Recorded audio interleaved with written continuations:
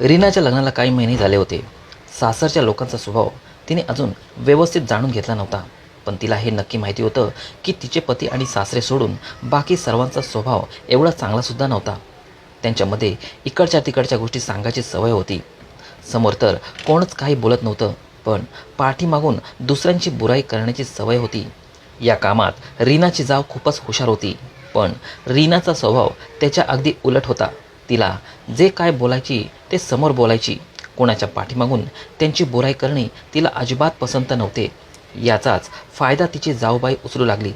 घरच्यांसमोर रीनाची बुराई करायची आणि रीनासोबत असताना घरच्यांची बुराई करायची. जेव्हा कधी रीना तिला सांगायची की मला वाटत नाही की ते लोक माझ्याबद्दल वाईट बोलत असतील, तेव्हा ती लगेच म्हणायची की तुला अजून माहीत नाही हे लोक कसे आहेत.